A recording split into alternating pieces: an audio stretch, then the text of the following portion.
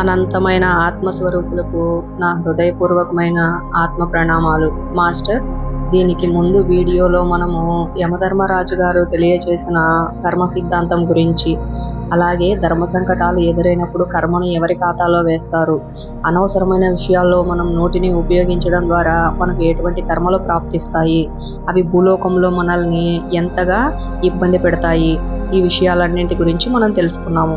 అయితే ఈరోజు ఇంకొక అద్భుతమైన ఒక మహాయోగి తెలియచేసిన కర్మ సిద్ధాంతం గురించి తెలుసుకుందాము. వారెవరు అంటే సూర్యనారాయణుల వారు. సూర్య భగవానుల వారు ఆయన యొక్క శిష్యుడైన ఆంజనేయ స్వామికి తెలియచేసిన కొన్ని కర్మ సూక్ష్మాలను మనం ఈరోజు తెలుసుకుందాము. అయితే ఆంజనేయ స్వామి సూర్య భగవానుల దగ్గర ఎంతో జ్ఞానాన్ని నేర్చుకుంటారు. వేదాలను, ఉపనిషత్తులను, ఎంతో అద్భుతమైన జ్ఞానాన్ని నేర్చుకుంటారన్నమాట. అందులో భాగంగానే హనుమంతుల వారికి ఈ కర్మ సిద్ధాంతం గురించి కొన్ని సందేహాలు వస్తాయి. అలా వచ్చినప్పుడు హనుమంతుల వారు సూర్య భగవానుల వారిని ప్రశ్నిస్తారన్నమాట. ఏమని ప్రశ్నిస్తారు అంటే, గురుదేవా, భూలోకంలో మనిషి గత జన్మలో కర్మ చేసేశాడు. అజ్ఞానంలోనో, అంధకారంలో ఉండో, అహంకారంతోనో చేసేశాడు. ఇప్పుడు తిరిగి తన కర్మను అనుభవిస్తూ ఉన్నాడు. ఏ మార్గం కనిపించక తన పరిస్థితి అస్తవ్యస్తం అయిపోయి చాలా ఇబ్బందుల్లో ఉంటున్నాడు. మరి అటువంటి వాళ్లకు ఏదైనా మార్గం ఉందా అని అడిగినప్పుడు దానికి సమాధానంగా సూర్య భగవానుల వారు ఇలా చెప్తారన్నమాట. ప్రతి ఒక్కరికి కూడా కర్మదేవతలు కర్మను ఇచ్చేటప్పుడు ఆ కర్మను దాటడానికి కావలసిన శక్తితో పాటు ఆ కర్మకు పరిష్కార మార్గాన్ని కూడా వెనువెంటనే ఇస్తూ ఉంటారు. దానిని గుర్తించలేని పరిస్థితుల్లో జీవుడు ఉంటున్నాడు. ఇప్పుడు ఫర్ ఎగ్జాంపుల్, మీకు అందరికి అర్థమయ్యేలాగా ఒక చిన్న స్టోరీ చెప్తా చూడండి మాస్టర్స్. ఒక దగ్గర గొడవ జరుగుతూ ఉంది. ఒక 20 మంది కలిసి పెద్దగా అరుచుకుంటూ, మాట్లాడుకుంటూ, గొడవ పడుతూ ఉన్నారు. ఆ 20 మంది మధ్యలోకి వెళ్ళారనుకోండి, మీరు ఇటుపక్క వాళ్ళు మాట్లాడేది, అటుపక్క వాళ్ళు మాట్లాడేది, వీళ్ళు మాట్లాడేది, వాళ్ళు మాట్లాడేది, మొత్తం వాయిస్ మన చెవుల్లోకి క్లమ్జీగా, అంటే మనకు అర్థం కాని విధంగా వినిపిస్తూ ఉంటుంది. అదే ఆ గుంపుకి కొంచెం దూరంగా వెళ్ళి నిల్చుకున్నాం అనుకోండి, ఎవరు ఏం మాట్లాడుతున్నారు అనేది క్లారిటీగా వినిపిస్తుంది. అదే ఆ గుంపుకి కొంచెం పైకి వెళ్ళి నిలబడి చూశారనుకోండి, అప్పుడు అసలు విషయం అర్థమవుతుంది. అక్కడ ఎవరు ఏం చేస్తున్నారు, ఏం మాట్లాడుతున్నారు, ఎవరు రైట్ మాట్లాడుతున్నారు, ఎవరు రాంగ్ మాట్లాడుతున్నారు అన్న విషయము ఎప్పుడు అర్థమవుతుంది? దాని మీద నుంచి పైకి వెళ్ళి చూసినప్పుడు, వాళ్ళతో సమానంగా నిలుచుకుని చూసినప్పుడు ఏమీ అర్థం కాదు, అంతా గందరగోళంగా ఉంటుంది. కొంచెం దూరంకి వెళ్ళి నిల్చుకున్నాం అనుకోండి, ఏమవుతుంది?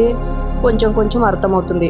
అదే వాళ్ళు ఉన్న దగ్గర నుంచి కొంచెం ఎత్తులో నిలబడి చూశారనుకోండి, అప్పుడు అర్థమవుతుంది అసలు విషయము. అలాగే మన జీవితంలో మనం అనుభవిస్తున్న కర్మల విషయంలో కూడా అదే వర్తిస్తుంది. ఎలాగంటే, ఇప్పుడు మన జీవితంలో మనం సమస్యల గుండా పోతున్నప్పుడు, ఇబ్బందులు గుండా పోతున్నప్పుడు, కష్టాల గుండా పోతున్నప్పుడు మనం వాటితో మమేకమైపోయి ఉంటాం. వాటితో మమేకమైపోవడం వల్ల మనకి ఎలా ఉంటుంది? అర్థం కాదు, ఏమీ గందరగోళం అయిపోతుంది. జీవితంలో నాకే ఇన్ని కష్టాలు ఉన్నాయి, అందరూ బాగున్నారు, నేను మాత్రమే ఇటువంటి పరిస్థితుల్లో ఉన్నాను అన్న ఆలోచనలోకి వెళ్ళిపోతూ ఉంటాము. అలా కాకుండా సాధనను పెంచుకొని, మన స్థాయిని పెంచుకొని పైకి వెళ్ళి చూసినప్పుడు ఏమర్థమవుతుందంటే, ఈ జీవుడు శరీరంలోకి వచ్చి ఈ కర్మను అనుభవించి ఈ కర్మ ద్వారా కొంత జ్ఞానాన్ని నేర్చుకోవాలనుకుంటున్నాడు. ఆ జ్ఞానం ఏంటనేది అర్థమవుతుంది. అప్పుడు అర్థమవుతుంది మన జీవితంలో కష్టాలు ఎందుకు వచ్చాయి, బాధలు ఎందుకు వచ్చాయి, ఇబ్బందులు ఎందుకు వచ్చాయి, వాటిని ఎలా దాటాలి, వాటి ద్వారా ఎంత జ్ఞానాన్ని నేర్చుకోవాలి అన్న విషయము అప్పుడు కానీ మనకు అర్థం కాదు, ఎప్పుడు సాధన చేసి స్థాయిని పెంచుకుంటే. అలాగే ఇక్కడ ఇంకొక విషయాన్ని సూర్య భగవానుల వారు చాలా స్పష్టంగా తెలియజేస్తారన్నమాట. ఏంటి అంటే, ఇప్పుడు ఒక వ్యక్తి జీవితంలో కర్మలు ఇచ్చేశారు కర్మదేవతలు. ఆ వ్యక్తి 4 దారులు మూసుకుపోయినట్టు, ఏం చేయాలో దిక్కుతోచని పరిస్థితుల్లో ఉంటారు. అటువంటి పరిస్థితుల్లో ఉన్నప్పుడు ఒక మార్గం ఉంది. ఆ మార్గాన్ని మనం అనుసరించినట్లయితే ఆ కర్మ గుండా బయటపడే ఒక ఉపాయం మనకు కనిపిస్తుంది అని చెప్తారు. ఏంటది అంటే, మనం ఏ సమస్యలతో అయితే ఉన్నామో అదే సమస్యలతో ఉన్నవారు మన సమక్షంలోకి వస్తారు. ఇప్పుడు మనము ఆర్థిక సమస్యలతో ఉన్నాం. ఫర్ ఎగ్జాంపుల్, ₹1,00,00,000 అప్పు ఉంది నాకు. నా సమక్షంలోకి ₹1,00,000 అప్పున్న వ్యక్తి వస్తారు. నా అప్పు తీరడానికి నాకు ₹1,00,00,000 కావాలి. కానీ నా సమక్షంలో ఉన్న వ్యక్తి అప్పు తీరడానికి ₹1,00,000 అయితే సరిపోతుంది. ఒకవేళ నా దగ్గర డబ్బులు ఉంది అంటే నేను అతనికి సహాయం చేస్తే అతని అప్పు తీరిపోతుంది. ఒకవేళ నా దగ్గర డబ్బులు లేదు అంటే అప్పుడు అతనికి నేను ధైర్యాన్ని ఇవ్వాలి. ఎందుకు ₹1,00,000కి నువ్వు ఇంత బాధపడుతున్నావు? ₹1,00,000కి నువ్వు ఇంత బాధపడితే నీకు 10 టైమ్స్ ఎక్కువ నాది. అంటే ₹1,00,00,000 అప్పు నాది. మరి నేనెంత బాధపడాలి? నేనే ఇంత ధైర్యంగా భూమి మీద తిరుగుతున్నప్పుడు నువ్వెందుకు తిరగలేవు? నీకు ఆ అప్పుని తీర్చుకునే కెపాసిటీ ఉంది.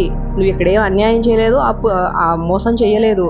అప్పు తీసుకొని ఎగ్గొట్టి పారిపోతే అది పాపం అవుతుంది, కర్మ అవుతుంది. కానీ ధైర్యంగా నిలబడ్డావు ఏదో కష్టాన్ని చేసి నీ అప్పుని తీర్చాలని. కాబట్టి నువ్వు భయపడద్దు అని మనోధైర్యాన్ని ఇచ్చినప్పుడు ఆటోమేటిక్గా నీ అప్పు తీరడానికి నీకు మార్గాలు తెరిచేస్తుంది విశ్వము. అలాగా ఇప్పుడు పిల్లలు లేని వాళ్ళు ఉంటారు. ఈ పిల్లలు లేని వాళ్ళు చక్కగా కొంచెం పేదరికంలో ఉండి గర్భవతులైన వాళ్ళు, అప్పుడే ప్రసవించిన వాళ్ళు, అటువంటి వాళ్ళకి వెళ్ళి సేవ చేసుకోవడం ద్వారా వీళ్ళకున్న కర్మ మార్గాలు ఓపెన్ చేస్తుందన్నమాట, అందులో నుంచి బయట రావడం ఎలాగాని. అలాగే కొంతమంది తల్లిదండ్రులు మా పిల్లలకి చదువు రావడం లేదు అని బాధపడుతూ ఉంటారు. అంటే మనం ఏ స్థితిలో ఉన్నామో అదే స్థితిలో ఉన్న వాళ్ళకి సేవ చేసుకోవడం ద్వారా ఏమవుతుంది అంటే మన జీవితంలో మనం అనుభవిస్తున్న కర్మ నుంచి బయటపడడానికి విశ్వము మార్గాలను ఓపెన్ చేస్తుంది. ఇప్పుడు మనకు కొంతమంది పేరెంట్స్ మా పిల్లలకి చదువు రావడం లేదని బాధపడుతూ ఉంటారు. చక్కగా మీ పిల్లల్ని తీసుకెళ్ళి ఏదో ఒక స్కూల్లో పెన్సిళ్ళు పంచండి, నోట్బుక్స్ పంచండి. అలా సేవ చేసుకోవడం ద్వారా ఈ పిల్లాడికి చక్కగా చదువు వస్తుంది. కొంతమందికి ఉద్యోగంలో ఇబ్బందులు కలుగుతూ ఉంటాయి. ఉద్యోగం చేస్తూ ఉంటారు. వాళ్ళు ఉద్యోగం చేసే చోట రకరకాల ఇబ్బందులు ఎదుర్కొంటూ ఉంటారు. ఇటువంటి వాళ్ళు ఉద్యోగం లేని వాళ్ళకి ధైర్యాన్ని ఇవ్వండి, భరోసాని ఇవ్వండి. కుటుంబంలో ఇబ్బందులు పడుతున్న వాళ్ళు ఉంటారు. మా కుటుంబంలో వాళ్ళు అలా చేస్తారు, మా కుటుంబంలో వాళ్ళు ఇలా చేస్తారు, మనశ్శాంతి లేకుండా ఉంటుందని చెప్తూ ఉంటారు. అటువంటి వాళ్ళందరూ చక్కగా కుటుంబం లేని వాళ్ళ గురించి తెలియచేయండి. కుటుంబంలో ఉండి ఇబ్బందులు పడుతున్నాను నువ్వు అనుకుంటున్నావు, కానీ అసలు కుటుంబాలే లేని వాళ్ళు, అనాథలు ఎంతమంది భూలోకంలో జీవిస్తున్నారు అని వాళ్ళకు ధైర్యాన్ని ఇవ్వండి. మన సమక్షంలోకి బాగా గమనించండి మాస్టర్స్, మనం ఏ కష్టాలైతే పడుతున్నామో, ఏ ఇబ్బందులైతే పడుతున్నామో ఆ ఇబ్బందులు పడేవాళ్ళే, ఆ కష్టాలు పడేవాళ్ళే మన సమక్షంలోకి వస్తారు. అయితే ఇప్పుడు కొంతమంది చెప్తూ ఉంటారు మా భర్త మా మాట వినడం లేదు అని. నీ సమక్షంలోకి ఇంకొక ఆమె వస్తుంది, ఆమె భర్త ఆ మాట వినడం లేదు అనేసి. అప్పుడు ఇద్దరు కలిసి ఏం చేయాలి? చక్కగా కూర్చొని నా భర్త నా మాట వినడం లేదు, నీ భర్త నీ మాట వినడం లేదు, కాబట్టి వీళ్ళని ఏదో రకంగా మన దారిలోకి తెచ్చుకోవాలి, ఇలా ఆలోచిస్తాం. అలా కాదు మాస్టర్స్, మనం ఆలోచించాల్సింది ఇద్దరం ఒక దగ్గర కూర్చొని మీ భర్త మీ మాట వినడం లేదు, నా భర్త కూడా నా మాట వినడం లేదు అంటే దీని వెనక ఏదో కర్మ కారణమై ఉంటుంది. ఏదో జన్మలో మనం వాళ్ళకి ఏదో హాని చేసినట్టున్నాం, దాని గురించి క్షమాపణ చెప్పుకుందాము. అలాగే మన ప్రేమ వారికి సరిపోవడం లేదేమో, ఇంకా అధికంగా వాళ్ళని ప్రేమిద్దాము, ఇలా తెలియజేయాలి. మా పిల్లలు మా మాట వినడం లేదు అంటుంటారు. అటువంటి వాళ్ళు కూడా చక్కగా కుటుంబాన్ని ఇంకొంచెం ఎక్కువగా ప్రేమించండి. ఇక్కడ అందరికీ బాగా అర్థమయ్యే ఒక ఎగ్జాంపుల్ హనుమంతుల వారు తెలియజేస్తారు. అయితే హనుమంతుల వారు అలాగే సుగ్రీవుడు వాలి యొక్క తమ్ముడు వీళ్ళిద్దరూ ఋష్యముఖ పర్వతం మీద ఉంటారన్నమాట. అక్కడికి శ్రీరామచంద్రుల వారు సీతామాత వియోగంతో వెళ్తారు. ఎక్కడికి? ఋష్యముఖ పర్వతం వైపు వెళ్తారు. శబరి యొక్క సూచన మేరకు ఋష్యముఖ పర్వతం వైపు వెళ్తారు. అక్కడికి వెళ్ళిన తర్వాత శ్రీరామచంద్రుల వారి యొక్క వృత్తాంతం మొత్తం తెలుసుకున్న హనుమంతుల వారు శ్రీరామచంద్రులతో చాలా వినయంగా తెలియజేస్తారన్నమాట. ఏమని? ప్రభు, నేను మా గురుదేవుల ద్వారా తెలుసుకున్న ఒక సత్యాన్ని మీకు తెలియజేస్తాను.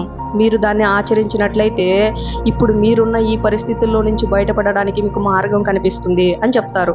అప్పుడు శ్రీరామచంద్రుల వారు తప్పకుండా నాకు తెలియజేయ హనుమాన్ అడిగినప్పుడు హనుమంతుల వారు శ్రీరామచంద్రుల వారికి తెలియజేస్తారు, ప్రభు మీరు సీతామాత వియోగంతో దుఃఖంలో ఉన్నారు. మీ సమక్షంలో ఉన్న సుగ్రీవుడు కూడా తన భార్యను కోల్పోయి దుఃఖంలో ఉన్నాడు. తన నుంచి తన భార్యను అపహరించుకుపోయిన వాలి అధర్మం చేసి సుగ్రీవుడిని చాలా బాధ పెట్టాడు. ఏం చేయాలో దిక్కుతోచని పరిస్థితుల్లో, తన భార్యను ఎలా తిరిగి తెచ్చుకోవాలో పరిస్థితుల్లో సుగ్రీవుడు ఉన్నాడు. మీరు కూడా ప్రస్తుతానికి అదే పరిస్థితుల్లో ఉన్నారు. మీరు వెళ్ళి సుగ్రీవునికి గాను సహాయం చేశారు అంటే ఈ విశ్వము మీరు ఉన్న పరిస్థితికి ద్వారాలు తెరుస్తుంది.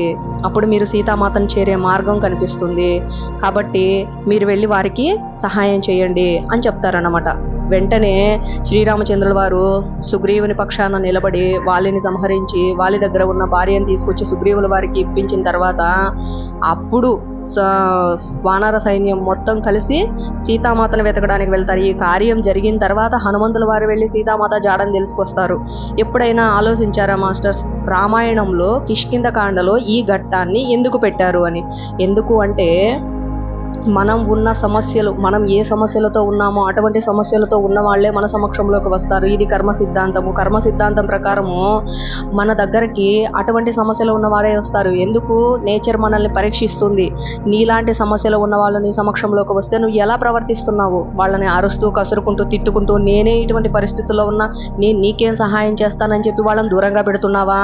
నీలో మార్పు వచ్చి పరివర్తన వచ్చి లేదు నేనే జీవిస్తున్నానంటే నువ్వు కూడా జీవించవచ్చు అని చెప్పి వాళ్ళకి ధైర్యాన్ని ఇస్తున్నావా? తిరిగి వాళ్ళకి సహాయం చేస్తున్నావా? పరీక్షిస్తుంది. అలా పరీక్షించినప్పుడు పరీక్షలో నువ్వు విజయం సాధించావు అంటే నువ్వున్న ఆ కర్మను దాటడానికి విశ్వం నీకు మార్గాలను ఓపెన్ చేస్తుంది. అలా కాకుండా దానికి వ్యతిరేకంగా చేసావంటే లేదు ఈ వ్యక్తికి ఇంకా మార్పు రాలేదు కాబట్టి ఈ కర్మను ఇంకొంచెం పెంచి అతని ఖాతాలో ఇచ్చేయండి అని చెప్తుంది అన్నమాట.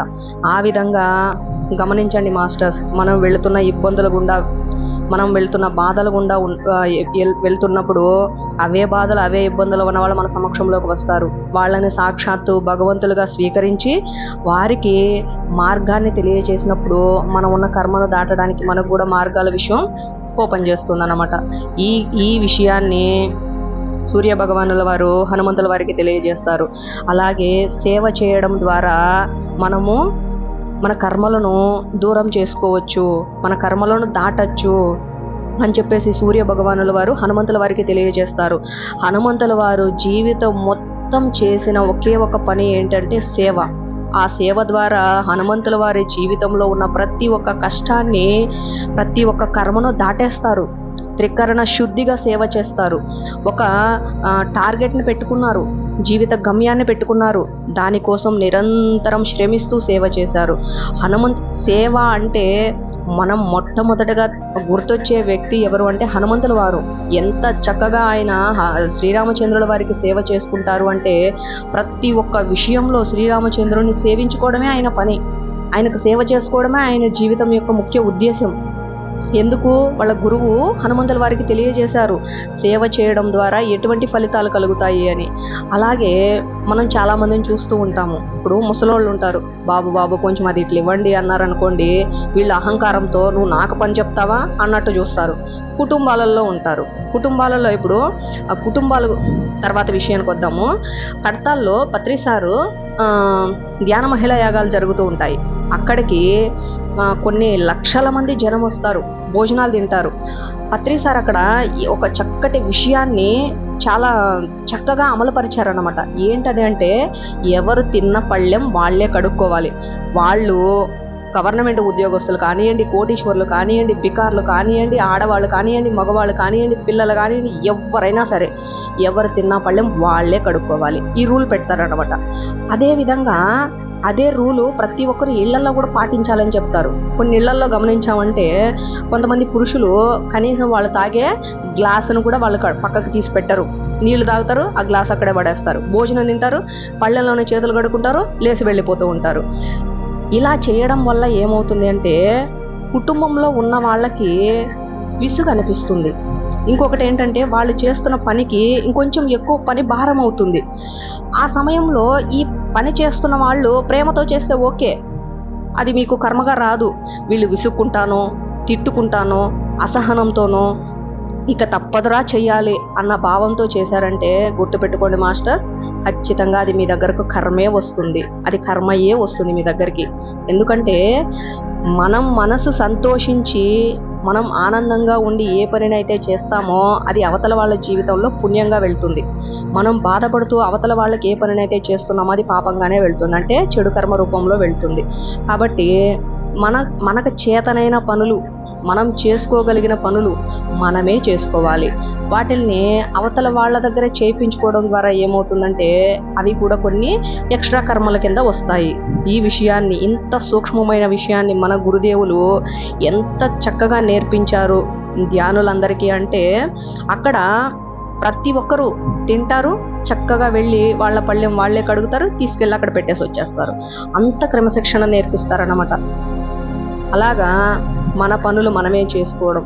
అలాగే ఎవరైనా సహాయం అడిగితే నీ యొక్క స్థాయిని ఆలోచించి నేనా మీకు సహాయం చేసేది అన్నట్టు కాకుండా, మీ స్థాయి ఏముంది మాస్టర్స్? స్థాయి అంటే ఏంటి? ఇప్పుడు నీ దగ్గర డబ్బులుంటే నీ స్థాయి గొప్పది కాదు, నీ కులం గొప్పదైతే నీ స్థాయి గొప్పది కాదు, నీ మతం గొప్పదైతే నీ స్థాయి గొప్పది కాదు. నీ స్థాయి ఎప్పుడు గొప్పదవుతుందంటే నువ్వు ఆత్మస్థితిలో ఉన్నతంగా ఉన్నప్పుడు నీ స్థాయి గొప్పదవుతుంది. ఆత్మస్థితిలో నువ్వు ఉన్నతంగా ఉన్నప్పుడు సర్వజీవులు నీకు సమానంగా కనిపిస్తారు. ఆఖరికి యాచకుడు కూడా నీకు దేవుడుగానే కనిపిస్తాడు. అది అసలైన స్థాయి.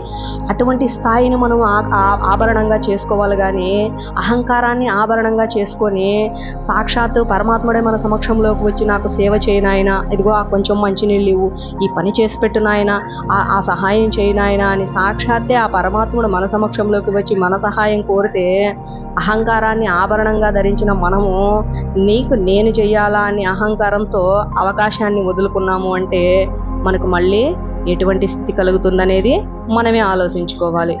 ఇలాగా మన సమక్షంలోకి వచ్చిన ఏ చిన్న పనినైనా సరే, అవతల వాళ్ళు మనల్ని సహాయం అడిగినప్పుడు మనం చెయ్యగలిగి ఉండి చెయ్యకుండా ఉన్న పరిస్థితుల్లోకి వెళ్ళాము అంటే అవి కూడా మనకు కర్మ కిందకు వస్తూ ఉంటాయి.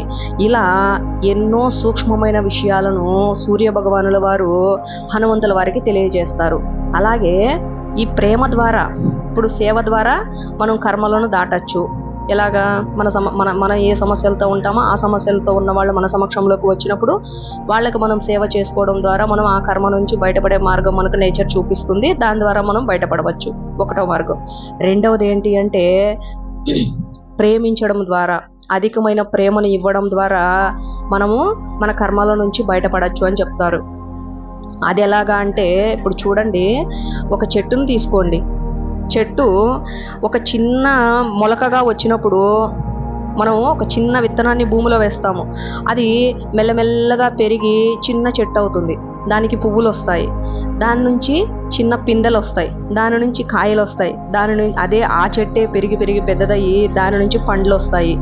ఆ పండ్లు బాగా పండి నేల రాలిన తర్వాత అవి ఎంత మధురమైన ఫలాలుగా మన చేతికి వస్తాయో, ఆ చెట్టు ఇంకా పెరిగి వృక్షం అవుతుంది. వృక్షమైన తర్వాత ఆ చెట్టు మీదనే ఎన్నో పక్షులు గూళ్ళు కట్టుకుంటాయి. ఎన్నో పక్షులకు నివాస స్థానం అవుతుంది ఆ చెట్టే ఇంకా పెరిగి పెరిగి పెరిగి పెరిగి మహావృక్షం అవుతుంది. అక్కడ దారిన పోయే వచ్చే వాళ్ళందరికీ అది సేద తీర్చే ఒక అద్భుతమైన నీడగా ఉంటుంది. ఎండలో కొన్ని జీవాలు, పశువులు అడం వేసుకుంటూ ఉంటాయి. వాటికి నీడనిచ్చే ఒక తల్లి లాంటి చల్లదనాన్ని ఇచ్చే ఒక నీడవుతుంది.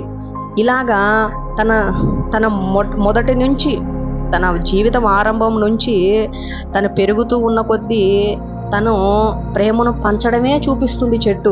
అలాగా ఇప్పుడు ఆ చెట్టుని ఇన్ని రకాలుగా ఉపయోగించుకుంటున్నాడు మానవుడు. తర్వాత ఆ మానవుడు ఏం చేస్తాడు? విచక్షణ లేకుండా వెళ్ళి ఆ చెట్టును నరికేసి ఆ చెట్టుని ముక్కలు ముక్కలుగా చేసి ఇల్లు కట్టుకోవడానికి ఉపయోగించుకుంటాడు, ఇంట్లో దర్వాజాలు పెట్టుకోవడానికి ఉపయోగిస్తాడు, తలుపులు పెట్టుకోవడానికి ఉపయోగిస్తాడు, కుర్చీలకు ఉపయోగిస్తాడు, టేబుళ్లకు ఉపయోగిస్తాడు, మంచానికి ఉపయోగిస్తాడు. ఇంట్లో ఉన్న ప్రతి ఒక్క వస్తువుని ఈ చెట్టు ద్వారా వచ్చిన మొక్కలతోనే ఉపయోగిస్తాడు.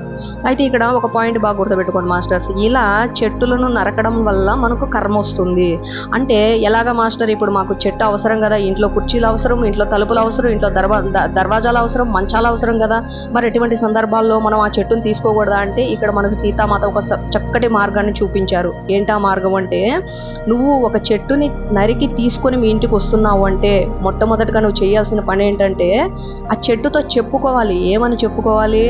మా వృక్షమాత, నా కుటుంబ అవసరాల కోసము నాకు మీ సహాయం అవసరమై ఉంది, నేను మిమ్మల్ని మా ఇంటికి తీసుకెళ్తున్నాను అని మొదటగా మన విన్నపాన్ని, మన అవసరాన్ని పూర్తిగా చెట్టుకు తెలియజేసి, తర్వాత ఎట్లా పడితే అట్లా కాకుండా, కోపంతో ఆవేశంతో కాకుండా ప్రేమతో దానిని నరికి తీసుకొచ్చుకోవాలి ఇంటికి.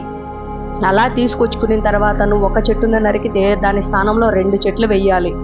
ఆ విధంగా చేయడం ద్వారా ఏమవుతుందంటే మన ఖాతాలో కర్మ రాదు. అలా కాకుండా ఈ చెట్టుకు నోరు లేదు, తిరిగి నన్ను ప్రశ్నించలేదు, ఈ చెట్టును కొడితే నన్ను అడిగేవాళ్ళు ఎవరు లేరు అని అహంకారంతో వెళ్ళి ఇష్టం వచ్చినట్టు దాన్ని కొట్టి తీసుకొచ్చి ఇంట్లో వాడుకున్నావంటే అది నీకు కర్మై కూర్చుంటుంది. అలాగే ఇలా ఇంట్లో కావాల్సిన అన్ని వస్తువులకి చెట్టును ఉపయోగించుకుంటున్నాడు. ఇంకా కూడా ఆ చెట్టుని చిన్న చిన్న కొమ్మలు వాటిని ఎండబెట్టి ఇంట్లో పొయ్యిలో పెట్టుకోవడానికి ఉపయోగిస్తాడు. అలాగే మనిషిని చివరాఖరకు తగలబెట్టే చితికి కూడా ఆ చెట్టు నుంచి వచ్చిన కట్టెలనే ఉపయోగిస్తాడు. చూడండి, చెట్టు పుట్టిన దగ్గర నుంచి తను ఒక చిన్న మొక్కగా మొలకెత్తిన దగ్గర నుంచి చివరకు మళ్ళీ జీవుణ్ణి తగలబెట్టేంత వరకు చెట్టు తత్వం ఏంటి? ఇస్తూ ఉండడమే, ఇస్తూ ఉండడమే, ఇస్తూ ఉండడమే. ఎప్పుడు ఎక్కడ ఏమీ ఆశించదు. ఇప్పుడు ఒక చెట్టు దగ్గర నుంచి మనిషికి అవసరమైన ప్రాణశక్తి వస్తుంది. మనిషి పీల్చుకొని వదిలేసిన విషవాయువుని చెట్టు పీల్చుకొని మనిషికి అవసరమైన ప్రాణశక్తిని ఇస్తుంది. అంటే ఒక మనిషి దగ్గర నుంచి వస్తున్న విషవాయువులను కూడా తను ప్రేమగా తీసేసుకొని తిరిగి మళ్ళీ మనిషికి అవసరమైందే ఇస్తుంది. కానీ ఒక్కసారి బాగా ఆలోచించండి మాస్టర్స్, నేచర్లో ఉన్న చెట్లన్నీ కార్బన్ డైఆక్సైడ్కి బదులు ఆక్సిజన్ పీల్చుకోవడం మొదలైతే ఈ మొత్తం ప్రపంచం ఒకే ఒక రోజులో శ్మశానం అయిపోయి ఉంటుంది. అటువంటి కల్లోలాన్ని సృష్టించగలిగిన శక్తి చెట్లకు ఉంది. కానీ అవి చూడండి ఎంత చక్కగా మనకు అవసరం లేని వాయువుని పీల్చుకుంటున్నాయి, మనకు అవసరమైన వాయువుని ఇస్తున్నాయి. ఇది మాస్టర్స్ ప్రేమ అంటే. ఏదో మనకు నచ్చినట్టు చేస్తే వాళ్ళని ప్రేమించడము, మనం చెప్పిన పని చేస్తే వాళ్ళని ప్రేమించడం, మనం చెప్పిన మాట వింటే వాళ్ళని ప్రేమించడం కాదు ప్రేమ అంటే. మనకు చెట్టు చూపిస్తుంది, ఎంత చక్కగా చూపిస్తుందో. మనకు అవసరం లేని విషవాయువుని ఇస్తే కూడా తిరిగి దాన్ని వాళ్ళకి అవసరమైన ప్రాణవాయువుగా మార్చి ఇవ్వడమే ప్రేమ యొక్క గొప్ప తత్వము. వాళ్ళు మనల్ని తిట్టినా వాళ్ళని మనం ప్రేమించాలి. అంటే ఇప్పుడు చూడండి, ఇక్కడ ప్రేమ అంటే 3 రకాలుగా ఉంటుంది మాస్టర్స్. శారీరకమైన ప్రేమ, గుణాలతో వచ్చిన ప్రేమ, ఆత్మతో వచ్చిన ప్రేమ. మనం ఎప్పుడు కూడా ఆత్మస్థితిలో ఉండి ప్రేమించాలి. ఆత్మస్థితిలో ఉండి ప్రేమించే వాళ్ళందరూ కూడా ఈ చెట్టులాగా ప్రేమిస్తారు. ఏమున్నా ఏం లేకపోయినా, ఏ కులం ఏ మతమైనా, ఎవరైనా సరే ఆ స్థితిలోకి వెళ్ళి ప్రేమించాలి. చక్కగా గురువులు శిష్యుల మీద చూపించే ప్రేమ, నేచరు మానవాళి మీద చూపించే ప్రేమ, ఈ విశ్వమాత సమస్త విశ్వం మీద చూపిస్తున్న ప్రేమ, ఆ పరమాత్ముడు మానవ జాతి మీద చూపిస్తున్న ప్రేమ. ఇటువంటి ప్రేమను మనం కలిగి ఉన్నాము అంటే, అంతులేని అఖండమైన హద్దులు లేని ప్రేమను మనలో పెంచుకున్నాము అంటే, మనం పాటించే మన కర్మలు ఎలా ఉంటాయంటే మాస్టర్స్, వాటి నుంచి మనం చాలా తొందరగా బయటపడిపోవచ్చు. ఎలా బయటపడచ్చు అంటే, ఇప్పుడు మన జీవితంలో మనము కష్టాల గుండా, ఇబ్బందుల గుండా, నష్టాల గుండా వెళ్తున్నాము. వాటిల్ని ప్రేమతో ఆచరించాము అంటే అప్పుడు కర్మదేవతలు చూస్తారు, అరే అప్పుడేదో పాపం అజ్ఞానంలో చేసేశారు, కానీ ప్రతి ఒక్క కర్మను ఇంత వినయంగా ఇంత ప్రేమతో అనుభవిస్తున్నారంటే అబ్బా వీళ్ళకి కర్మలు ఇవ్వడం కరెక్ట్ కాదు అని చెప్పేసి ఆ కర్మదేవతలే కర్మలు వెనక్కి తీసుకుంటూ ఉంటారు. అటువంటి స్థితికి మనం రావాలి అంటే మనం అటువంటి ప్రేమను కలిగి ఉండాలి. ఎటువంటి ప్రేమను? ఆత్మ ప్రేమను కలిగి ఉండాలి. ఒక మనిషి శారీరకంగా బాగున్నారు, మంచి అందచందాలతో ఉన్నారు, మంచి చదువు ఉంది, మంచి పలుకుబడి ఉంది, కాబట్టి ఆ వ్యక్తిని నేను ప్రేమిస్తానంటే అటువంటి ప్రేమకు కర్మలు దగ్ధం కావు. అలాగే ఈ మనిషి మంచివాడు, మంచి గుణాలు ఉన్నాయి, చక్కగా సేవ చేస్తుంది అందరకు, ఇటువంటి గుణాలతో ఉన్నారు, కాబట్టి ఈ గుణాలు నాకు నచ్చినాయి, ఈ వ్యక్తిని నేను ప్రేమిస్తానంటే మన కర్మలు దగ్ధం కావు. ఎటువంటి వ్యక్తిని ప్రేమించాలి, ఎటువంటి విధి విధానాలతో ప్రేమించాలి అంటే, బుడదలోకి వెళ్ళి బుడదలో మట్టి మొత్తం పూసేసుకొని ఆ బుడదలో పడి దొర్లుతున్న పంది ఏదైతే ఉందో దానిని, నీ కడుపులో పుట్టిన బిడ్డను, ఇద్దరిని సమానంగా నువ్వు చూడగలిగినప్పుడు నీకు ఆత్మప్రేమ వచ్చినట్టు. అది మాలిన్యంలోనే పడింది, విసర్జించిన దానినే తింటుంది, ఛీ అని అసహించుకొని నీ బిడ్డ దగ్గరకు వచ్చేసి ముద్దులాడుతూ ఉన్నావంటే అది ప్రేమ కాదు. నీకు నీ బిడ్డైనా సరే, ఆ పందైనా సరే, రెండూ సమానమే. రెండిటి మీద ఒకే భావాన్ని నువ్వు ప్రసరింపజేసినప్పుడు అది ఆత్మస్థితిలో ఉన్న ప్రేమ.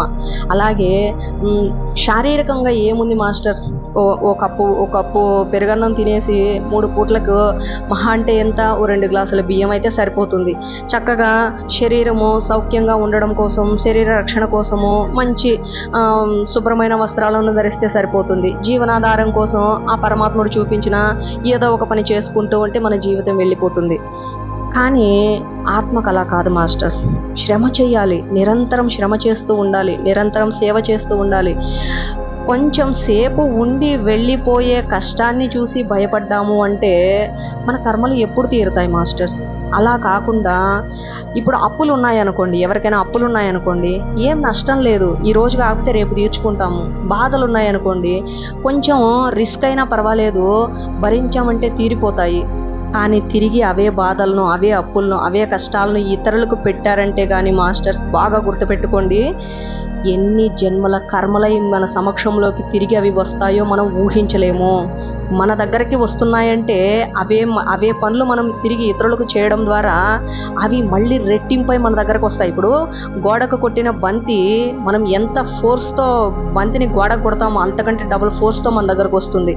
కాబట్టి కర్మలను చేసే విషయంలో త్రికరణ శుద్ధిగా ఉండాలి, చాలా చాలా జాగ్రత్తగా ఉండాలి. ఎందుకంటే మనం ఏం చేస్తే అది ఖచ్చితంగా తిరిగి మన దగ్గరకు వచ్చేస్తుంది. కాబట్టి మనము చెట్టుని ఉదాహరణగా తీసుకోవచ్చు. దేనికోసము? అనంతమైన ప్రేమను సర్వ మానవాళి మీద చూపించడం కోసము మనము చెట్టుని ఉదాహరణగా తీసుకోవచ్చు. సర్వ మానవాళి, ఇక్కడ గుర్తుపెట్టుకోండి, నేను, నా కుటుంబం, నా పిల్లలు, నా భర్త అనుకుని ప్రేమిస్తే మనకి ఏం లాభం ఉండదు. భూమి మీద జీవించిన సర్వ మానవాళి, సర్వ జీవులు అందరూ సమానమే నాకన్న దృష్టితో చూసినప్పుడు మాత్రమే మన కర్మలు దగ్ధమవుతాయి. అటువంటి ప్రేమ స్థితిలోకి మనం చేరి ఏ పని చేసినా అది మనకు కర్మ అవ్వదు. ఆ పనినే కృష్ణ పరమాత్ముల వారు, గీతాచార్యుల వారు చక్కగా ఆచరించి చూపించారు. ఆ మార్గం కూడా మనం వెళ్ళాలి. అలాగే సూర్య భగవానుల వారు చూడండి, ఆయన ఏ పరిస్థితుల్లో అయినా సరే ఆయన పనిని ఆయన చక్కగా చేసుకుంటూ వెళ్ళిపోతారు. వర్షం రానియండి, ఆయన పని ఏంటి? ఉదయం నుంచి ఆయన కిరణాలతో సమస్త మానవాళిని, సమస్త ప్రకృతిని కూడా, భూమి మీద ఉన్న ప్రతి ఒక్క జీవికి, ప్రతి ఒక్క మానవునికి ఆ సూర్య భగవానుల యొక్క తత్వం ఏంటి అంటే తన యొక్క ఔషధి శక్తులను అందించడం. ఆయన యొక్క కిరణాల ద్వారా ప్రకృతికి ఆయన ఇవ్వాల్సిన ఆ శక్తిని అందిస్తూ ఉంటారు, జీవులకు శక్తిని అందిస్తుంటారు. మీరు ఎప్పుడైనా గమనించారా? అడవిలో ఉన్న చెట్లకు ఎవరు వెళ్ళి నీళ్లు పోస్తే అంత పెద్ద అడవి అయ్యింది? అలాగా ప్రతి ఒక్క జీవికి కూడా సూర్యభగవానుల దగ్గర నుంచి ప్రత్యక్షంగా వస్తున్న ఆ ఔషధి శక్తులను మానవుడు కూడా తీసుకుంటూ ఉన్నాడు. ఇప్పుడు చూడండి, చిన్న పిల్లలు ఉంటారు, ఆ పిల్లలను మనం హాస్పిటల్కి తీసుకెళ్ళామనుకోండి, ఏం కాదమ్మా, పిల్లల్ని కాసేపు తీసుకెళ్ళి ఎండలో పెట్టుకోండి, విటమిన్ డి వస్తుందని చెప్తారు. అంటే సూర్యభగవానుల దగ్గర నుంచి మన శరీరానికి అవసరమైన శక్తులు ఆయన కిరణాల ద్వారా వస్తూ ఉంటాయి. ఇప్పుడు ఆయన, నువ్వు మంచివాడివి, నీకే నేను ఈ శక్తిని ఇస్తాడు, నువ్వు చెడ్డవాడివి, నీకు నేను ఈ శక్తిని ఇయ్యను అనుకున్నాడు అనుకోండి, అప్పుడు ఎలా ఉంటుంది? ఈ భూలోకము సగం మనుషులు, సగం శవాల దిబ్బగా ఉంటుంది. కానీ ఆయన అలా అనుకోవడం లేదు. సమస్త మానవాళి మీద ఆయన ప్రేమను సమానంగా ప్రసరిస్తున్నాడు. సమస్త ప్రకృతి మీద ఆయన ప్రేమను సమానంగా ప్రసరిస్తున్నాడు. సూర్య భగవానుల యొక్క ప్రేమను ఒక రాక్షస మనస్తత్వం కలిగిన వ్యక్తి తీసుకుంటున్నాడు. అనంతమైన ఆనందంతో ఉన్న ఒక యోగి తీసుకుంటున్నాడు. మనిషిని చంపిన వ్యక్తి సూర్య భగవానుల ప్రేమను స్వీకరిస్తున్నాడు. మనుషులను రక్షిస్తున్న ఒక మహాత్ముడు సూర్య భగవానుల యొక్క ప్రేమను తీసుకుంటున్నారు. అలా అటువంటి అనంతమైన ప్రేమను మనం కలిగి ఉన్నప్పుడు మన కర్మలు అనేటివి దగ్ధమవుతూ వస్తాయి మాస్టర్స్. ఈ విధంగా సూర్య భగవానుల వారు హనుమంతుల వారికి తెలియజేసిన అద్భుతమైన కర్మ విశేషాలు అన్నమాట. ఇంకొక ముఖ్యమైన పాయింట్ అయితే ఇక్కడ మనం ఏం తెలుసుకున్నాం? దీనికి ముందు వీడియోలో ఎవరి గురించి అంటే వారి గురించి మనం ఎలా పడితే అలా మాట్లాడితే మనకు కర్మలు వస్తాయని తెలుసుకున్నాం కదా. అయితే ఇక్కడ ఇంకొక ముఖ్యమైన విషయం ఏంటదంటే, మన మనస్సులో ఏది అనిపిస్తే అది బయటకు మాట్లాడేస్తున్నాం అనుకోండి, వాటి ద్వారా కూడా కర్మలు వస్తాయి. ఇప్పుడు నేను ఈ మాట మాట్లాడితే అవతల వ్యక్తి బాధపడతాడని తెలుసు, అయినా నా మనసులో అనిపిస్తుంది కాబట్టి నేను మాట్లాడేస్తున్నాను అంటే దాని ద్వారా మనకు కర్మ వస్తుంది. ఇప్పుడు మహాదేవుల వారిని తీసుకోండి. మహాదేవుల వారిని నీలకంఠుడు అంటారు. నీలకంఠుడు అంటే ఏంటి?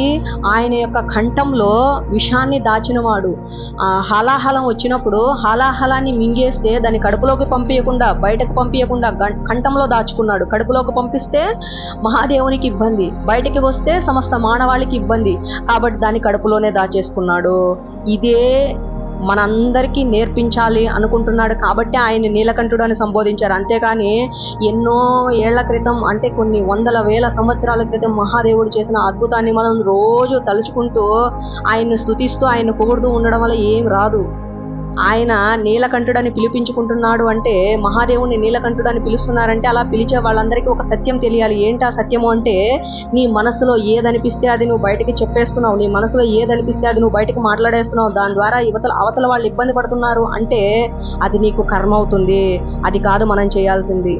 అలాగని చెప్పి మన మనసులో పెట్టేసుకొని కుమిలిపోతూ ఉన్నాం అంటే మనం ఇబ్బంది పడతాం. మనం నేర్చుకోవాల్సిన ముఖ్యమైన విషయం ఏంటి అంటే, కోపంలో ఏదో ఇప్పుడు కోపం వస్తుంది, కోపంలో ఆలోచన లేకుండా ఎట్లా పడితే అట్లా మాట్లాడేస్తుంటాం, ఆ మాటలకు అవతల వాళ్ళు ఇబ్బంది పడతారు. అలా కాకుండా కోపాన్ని అణిచిపెట్టేసుకున్నాం, ఆ మాటలని లోపలే పెట్టేసుకొని వాటి గురించి ఆలోచిస్తూ బాధపడుతూ ఉంటే మనం ఇబ్బంది పడతాం. అవతల వాళ్ళు ఇబ్బంది పడకూడదు, మనం ఇబ్బంది పడకూడదు. అంటే మనలో మొలకెత్తిన భావం ఏదైతే ఉందో ఆ భావాన్ని పరిశీలన చేయాలి, విచక్షణ ఉపయోగించి తెలుసుకోవాలి. ఇప్పుడు నేను ఈ మాట అనాలి, నాకు కోపం వస్తుంది, అవతల వ్యక్తిని నేను ఈ మాట తిట్టాలి అని నా మనసులోకి వచ్చింది, ఒక్క సెకండ్ ఆగాలి, నీలకంఠులను గుర్తు చేసుకోవాలి, ఆయన నేర్పించిన అద్భుతమైన ధర్మాన్ని గుర్తు చేసుకోవాలి. ఏంటది? ఈ మాట నేనంటే ఆ వ్యక్తి బాధపడ్డాడు అంటే తిరిగి మళ్ళీ అది నాకు కర్మ అవుతుంది. ఈ మాటను నేను బయటకు పంపించాల్సిన అవసరం ఏముంది? అక్కడనే దగ్ధం చేసేయండి దాన్ని. తిరిగి మళ్ళీ లోపలికి పంపించుకొని ఆ వ్యక్తి నన్ను ఇలా చేశాడు, ఇలా అనలేకపోయానే అని బాధపడకూడదు, మళ్ళీ దాన్ని లోపలికి పోనివ్వకూడదు, బయట రానియకూడదు, దాన్ని గొంతులోనే దగ్ధం చేసేయాలి. ఆ యొక్క శక్తి మనకి ఎప్పుడు వస్తుంది? విచక్షణ ఉపయోగించినప్పుడు వస్తుంది. ఎందుకు ఈ మాట అనడం వల్ల నాకేంటి ఉపయోగం, వాళ్ళు బాధపడడం వల్ల నాకేంటి ఉపయోగం, వీళ్ళు ఇబ్బంది పడడం వల్ల నాకేంటి ఉపయోగం రాకపోగా అనర్థం వస్తుంది, కర్మరూపంలో నాకు అనర్థం వస్తుంది అన్న జ్ఞానాన్ని, అన్న విచక్షణని, అటువంటి ఎరుకను మనం కలిగి ఉన్నప్పుడు నోటికి వచ్చినట్టు మనం మాట్లాడం, మనసులో ఏదనిపిస్తే అది బయటకు కట్టేయం. కొంచెం భక్తి, కొంచెం భయం కూడా ఉండాలి కర్మ పట్ల. కాబట్టి ఇటువంటి అద్భుతమైన విశేషాలను ఇంకా మరెన్నింటినో సూర్యభగవానుల వారు హనుమంతుల వారికి తెలియజేశారు. హనుమంతుల వారు వాటిల్ని మనందరినీ అనుగ్రహించి మనకు తెలియజేసినందుకు గాను సూర్యభగవానుల వారికి, హనుమంతుల వారికి ఇంత ధర్మ సూక్ష్మమైన విషయాలను మనకు తెలియజేసి మన జీవితంలో మనం అనుభవిస్తున్న ఈ కర్మల గుండా మనము బయటపడడానికి మార్గాలను తెలియజేసినందుకు వారికి హృదయపూర్వకమైన కృతజ్ఞతలు తెలియజేసుకుంటూ, నాకు ఈ చక్కటి అవకాశాన్ని ఇచ్చిన మీ అందరికీ కూడా నా హృదయపూర్వకమైన కృతజ్ఞతలు మాస్టర్స్. మీ అందరికీ థ్యాంక్ యూ.